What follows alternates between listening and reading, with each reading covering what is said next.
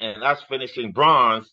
Now LeBron James comes out and says, "Hey, in 2024 in Paris, we're gonna be ready. We're gonna be locked and I loaded." love that. That means LeBron, Tatum, AD, Steph Curry, KD. KG, Yeah, Tatum. So say they put that team together, where are they going to rank with the dream team? The original dream team. the original Dream Team will always checkmate all these other teams because I mean you have the greatest player. I'm not saying these guys aren't great, but There were ain't no nothing like weak that links. original group. Showtime with Coop is powered by FanDuel, the exclusive wagering partner of the CLNS Media Network. Welcome to a new edition of Showtime with Coop. Insightful BS with my Laker teammates and NBA legends around this league. Powered by FanDuel. Don't forget that. Nick, it's been a while since we've been on, but here we are again. Some things have happened. I got a new job, so I'm Uh, assistant coach at Cal State LA now. oh, So wow. Yeah, that congrats, keeps me Coop. pretty That's busy. huge. That's I a think big I've deal. I've covered all gauntlets of I coaching. know you have. I was just going to say High that. school, I've coached women. I've coached in the D League, which was G League at the time. Championship, I've right? coached in the NBA. And the What haven't I WNBA. done? The Coached on, W. the You haven't done WNBA. Olympic. Olympic coach, yeah. That'll probably never happen, but that's a whole nother story. Never But, know, Coop. what? You never know. Yeah, you never know. Never Going know. full circle. But here I am at a D2 school, Cal State LA, a school that's close to my heart. In the summertime back in the 80s, I used to go out there in the 70s. We go out there and we'd play. The great Raymond Lewis went to school there, among many, many others. But so that has been the interruption that we've had. But now that I got my schedule set, we back up and rolling. So you're going to get Yeah. some more new additions. We got some surprises coming up, Nick, and we've already talked about that, but we're going to leave that out there for a moment. But let's go to start the show. Let's talk about our fledgling USA team. Now, I say fledgling in the sense of because you know what? Americans now think that we can put anybody together Yeah. and we can go overseas and play against these national teams in Europe and do what we used to do back in the 70s and the 80s. We used to do with our college kids. And Yep. now with the Dream Team One, they really set everybody straight. But you still have to have those marquee players. So our USA team did not do well. They finished sixth, I believe. Yep. And they but in basketball. And Yep. USA is supposed to be the cream of the crop in basketball. We're not supposed to finish lower than gold. Right. And gold is always our thing. And again, but you know what? You got some. I think they lost to Germany. Yep. Was it Lithuania? Lithuania. Yeah, I mean, but here's the Yeah. thing, Coop, is like, since the Dream Team won, it's almost as if the world has caught up to the United States in their talent pool. I think they have better fundamentals almost.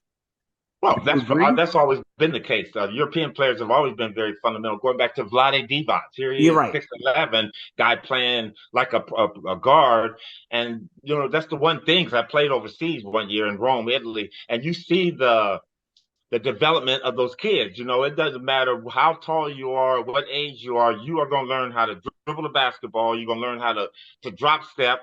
You're going to learn how to forward pivot. You're going to do all the fundamentals of the game to make you that complete player. So when you get tall, then doesn't matter whether you're 7'1" or 6'1", you're going to know how to play the game of basketball. And that's why the influx of NBA players, I mean, European players coming to the NBA do so well. No, it's not about, yeah, if you got it, jump over the rim and slam dunk, but the game is played below the rim. So you Yep. have to do all those fundamental aspects of the game.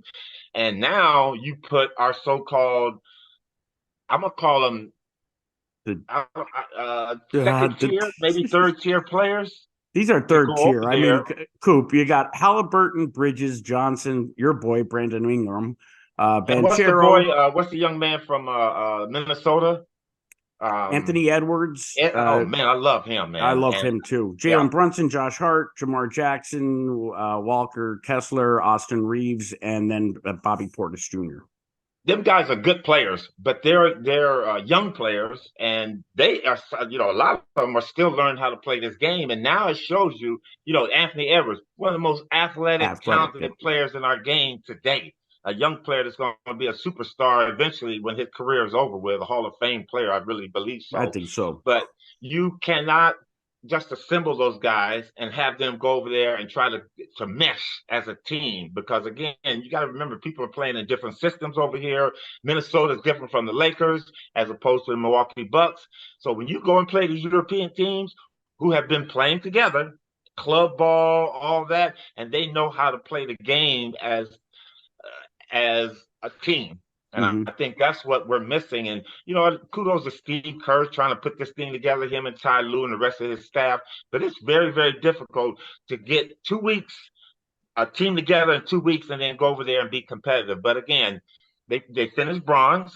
I mean, not, at least they medaled, so that's a good thing. But NBA basketball is about gold or higher. I mean, especially since there was, I can't remember I think it was a lacrosse or rugby player. I can't remember who, but did you hear that he was calling out NBA players? He had won a gold medal and said, because the NBA says they are world champions, and they are not world champions. They are champions of America, which isn't necessarily true because they're the best players in the world. But then when you get on this stage, you expect to perform. And I think America, we're kind of spoiled. We don't realize that a lot of our NBA talent are on the other side when we play international. For sure. I mean, hey, you know what? We're going to circle back to this one because I really do want to get more involved. And I mean, like I said, I watched 1 or 2 games, but it was only like the first half of a game. Yeah. And I want to dig a little deeper because with that being said, and us finishing bronze, now LeBron James comes out and says, hey, in 2024 in Paris, we're going to be ready. We're going to be locked and loaded. I love that. That means LeBron, Tatum, AD, Steph Curry, KD, Tatum up is in, yeah. I mean, that's what we want to see, man. So say they put that team together, where are they going to rank with the dream team? The original dream team. The original dream team will always checkmate all these other teams because, I mean, you had the greatest player. I'm not saying these guys aren't great, but there were no weak links. Original group. Think about the guys that we had to cut in '92. Like, there was no Isaiah. There was no Dominique. I mean, that's how good this team was, right? The Dream Team won. Yeah. I mean, you weren't there, Coop. Worthy. No Worthy. Like yeah. That. So, yeah. I mean, but, when you go play international basketball, it's not about the dominant position. It's about moving and cutting and anything like that. And that's why you didn't see Kareem Abdul-Jabbar. You didn't see some of the other dominant figures were here because the game is different when you go over there and you're playing against people that are cutting and moving. And you got the Joker in Denver. When he goes back to his home country, you got people moving around like that. So, but yeah, we're going to circle back to this one, Nick. But again, it was kind of you know what? I wouldn't even call it a disappointing effort. I just think that they weren't prepared. They were outmatched. So no blame to anyone. Yeah. No blame to Steve Kerr or his staff. But I don't think the players were really ready to play against what they thought was going to be our style of play. And again, they do, but they just do it differently. And Coop, maybe I'm being arrogant, you tell me, but I would think regardless of the talent level, international players, if they beat the NBA players on the USA team, that makes their year, I would think. I mean, everybody has to be out to get the US, right? I mean, it's the NBA players. You're being arrogant now, Nick. You're being arrogant. Am I? I don't know. I'm asking the question. Because we as Americans do not expect a bronze. We want a gold, so we put these guys here. NBA players are playing, but you don't realize the Joker's on another team, Giannis, and all these guys. I mean, Porzingis would have been if not injured. Doncic would have been on. He was on opposing. So, I think that we are arrogant to a degree, but I would think those players want to beat the NBA players. I mean, in 2024 they will when it's LeBron, Tatum, KD, and all those guys. But also that fear factor. That's what the Dream Team 1 had. They had them teams were literally scared to play against. So Coop, hopefully they bring that aspect. No timeouts throughout the entire Olympics, Dream Team 1. Chuck Daly never called a timeout through the entire Olympics. Nick, if you were fucking coach of that team, would you call a timeout? No, but I just think, but that was a conscious effort there. Because, you call timeout sometimes just to reset. You know what I'm saying? Like, he just was like, no timeouts. Listen, I ain't calling no timeouts. I got my foot on the pedal to the metal, and I'm jamming it right up in you, man. So again, I expect the same thing with this 2024 in Paris. Man, they better bring it. And if they don't win by 40 points every game, then I think something is wrong. Now, granted, the real dream team, they were winning by 50, 55, 60 points. So again, I think the European basketball has caught up a little bit. But yeah, 40 points, if you gotta win by 40. Now there's gonna be one of those games where it's gonna be tough. Things don't go right all the time, and you might win by 15. What? 15. I was gonna say 10, Nick. I just don't see it. I mean, well, we don't, again, I don't want to do what I just did just now, but you knew looking at this roster, it was the bottom of the bench from when you're talking about star tiers in the NBA. Star power. Yeah. I mean, these are great players, but they aren't the NBA, Speaking of Coop, how about the new rule, man? I thought of you immediately because we talk a lot about load management, right? Get ready for the NFL season with incredible offers from FanDuel, America's #1 sportsbook. Right now, new customers can bet $5 and get $200 in bonus bets. Guaranteed. That's guaranteed. Plus, all customers who bet $5 will get $100 off NFL Sunday Ticket from YouTube and YouTube TV. Now is the best time to join FanDuel. It absolutely is. The app is easy to use, and you can be on everything from spreads to player props and more. So visit FanDuel.com/Boston. Kick off the NFL season with an offer you won't want to miss. FanDuel, official partner of the NFL.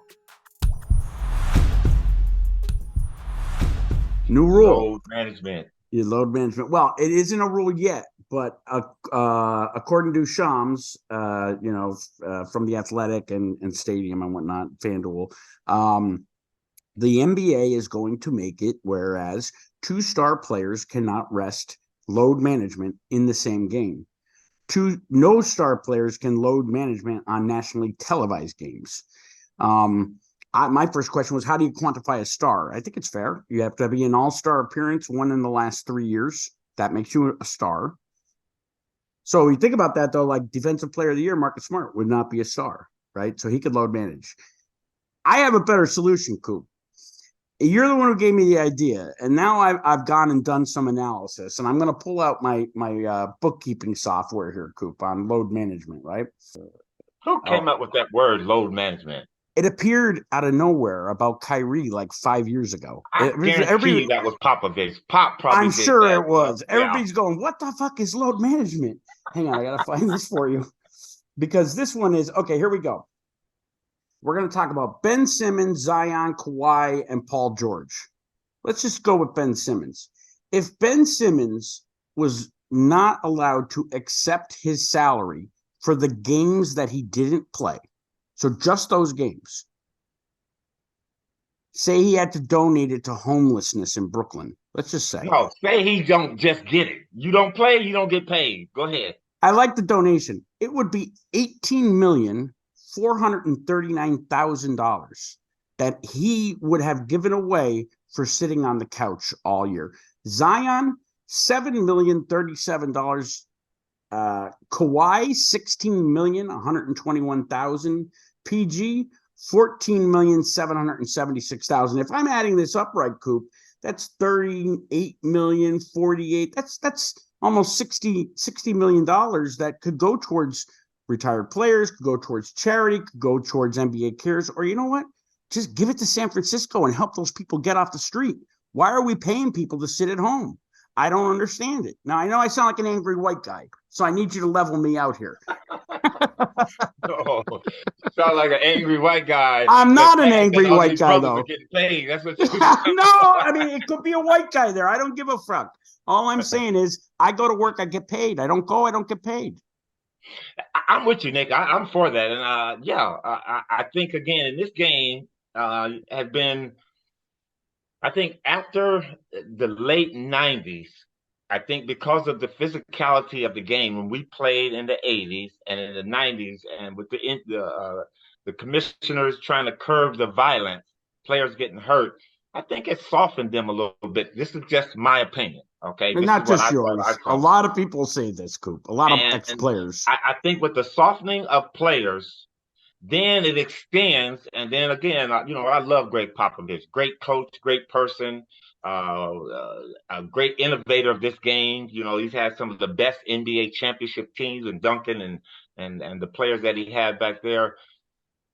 I think he was thinking of a way, okay, how can I save my players from 82 games? I got to get them some rest. Well, you know what? For me, you give them rest in practice. Mm-hmm. For me, you give them rest before the game. But Mm-hmm. during the game, and it doesn't matter how significant a game is, people pay to see these guys come out and play. Big And money. for you to take that from them, and if I'm just a layman person, which I am now, I'm paying, my kids are loving Tim Duncan, Ginobili, players like that, and I'm Parker. paying almost $200 for food and all that to go to the game, and then I get there and find More out. than that, Coop. When was the last time you paid for basketball tickets? You're getting all those freebies at the Staples Center, dude. That's way more than that now. Are you kidding me? You're right, Nick. I don't pay for tickets. I know. If you don't give me a ticket, I'm at home watching the game on TV. But Nick, listen, even at home, and I'm watching the game, and they say this guy he needs rest. What? Are you Yeah. crazy? I get up every morning and go to work. I need rest. Right. So again, I like the fact that I'm with you on that. Donate the money. Okay. I think a great cause would be, give it to the retired players and kick back to some of the players that aren't doing so well now. Give it to the homeless. Send it to a crisis, Ukraine, the whatever you got to Maui. do. You Maui, have a bunch Maui. of stuff that you can do, but you know what? And I think that'll sharpen these guys up. Oh, dude, Because you know what? again, Coop. when we played, Nick, and I'm sorry to cut you No, off. no, When go, we go. played, we didn't want to sit down. I didn't Right. want to rest. I wanted to get out there and play. If I was hurt, okay, let me at least try. Let me see how it feels today. Okay, these guys will get a little tweak. Oh, it's hurting. I can't. I'm not normal. I can't go out there and play. But again, Coop, what's crazy is like Paul George, who's the face of this rule has been Kawhi and PG, right? Because of the two stars that never play together, right? So, but he went on a media campaign last year saying the teams are forcing them not to play, and I think in some instances that's true. But this rule is being put in not by the commissioner, the soft commissioner, it's by the board of governors. So why would the teams want this rule if they're the ones that are forcing the Paul George and players to sit? I don't buy that. I think it's a combination of the both, right? And you know what, Coop? It's the same thing. I don't want to sound like an angry old man, but like everybody cries to go back to work. Like, stop with the remote work bullshit. Just go to work. Like, this is how it was, and it's somewhat because I think their heroes are doing the same thing. And this is an NBA thing. This isn't an NFL or an MLB or an NHL thing. So hopefully it curbs it a little bit if they actually go through with it. But Coop, $18,439,000 Simmons. That's just on the games he sat last year, 42 games. His salary last year was $38,800,000. Coop, like, did the Lakers even gross that in 1983? The whole team? Nick, this guy made more money sitting than I did when I played. More money than I will ever make. And I'm not a jealous person. There's a point where it becomes excessive. And the other thing is, well, you know what? Then if the teams are making too much money, then lower the fucking prices of the tickets and the vendor shit. You know what, Nick? I'll never knock a player because You've been there. I've stood in many of those guys' shoes, their tennis shoes, but again, we don't know.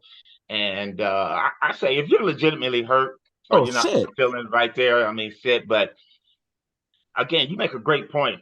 Who is asking these guys? I think sometimes it's the coach. Hey, how you feeling today? Because as a coach, I ask my players, how you feeling? Okay, Yep. Hey, listen, you know what? This is not that it's significant of a game, right. although every NBA game is significant if you want to win a championship. But okay, we're up in our standings, or we're up by 20 games. Okay, this game here isn't significant. But what I don't think they think about, and they have to, because this is how this money is being generated, you've got to think about the fans, and you have to think about them coming to the arena.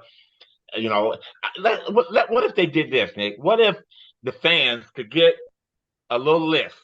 And I'm just saying this is hypothetical. If they could say, okay, Tatum's not going to play tonight, LeBron's not going to play tonight. Okay, you know what? I want my season tickets because I buy season tickets. I'm sitting down low and I'm paying close to $25,000 for the whole year. Okay, you guys have to give me my money back for the game he's not playing. The problem with that, Coop, is that the coaches covet the lineup so much. Like, you usually don't see the injury report until 3 hours I know, Nick, but before. that's the thing. They gotta uncover. They gotta make it, because and if they were to do that, and again, we're speaking hypothetically, having fun here. This is anything Yeah. serious. Is that I think arenas on them particular nights wouldn't be full. I really Oh, don't think, no question, dude. I mean, So I remember as a kid, I saw the Celtics. I saw the Lakers once too. I saw the Celtics maybe 10 times when I was a kid. And I would say 4 of those times Larry Bird had the back injury. I mean, I flew to Boston. Like, this was a big deal. The whole family went every year at Christmas time. And he was really injured. And I think there's a fine line between playing injured, which isn't, I think, like, Bird did that too much. That's why he couldn't end his career, right? And also, just not showing up. But I remember how that felt. And the dude was in a back brace. Like, he couldn't play. So now, if that's me and I get to come to Boston once a year, and I'm going to fly up here and all the stars aren't going to play, man, that's devastating. Luckily in Boston, we have, and I think you do in LA minus AD, but we have players that don't want to sit. The Celtics don't want to sit. Jalen doesn't want to sit. Jason doesn't want to sit. They fight to keep playing. So that's a plus for Boston. But hey, man, I mean, it is what it is. I just look at that 18 million. I mean, I don't understand how anyone of good conscience that's so much money. You could do so much good for people in the world, and but I don't Nick, want to. The funny part about it is they're getting it whether they're playing or sitting that's down, what so I they don't mean. care. They don't They don't care. care. And that's Yeah.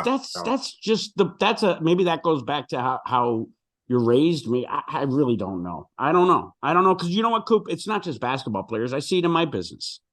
Yeah. People don't, That's all we're around. going, Coop, we're going back to the office, our company, right? You should see it. It's like, I got guys crying because they don't want to go back to the office. Men, because I can't take the Well, remote they work wussies, anymore. Nick. Listen, you listening to Showtime with Coop, powered by FanDuel.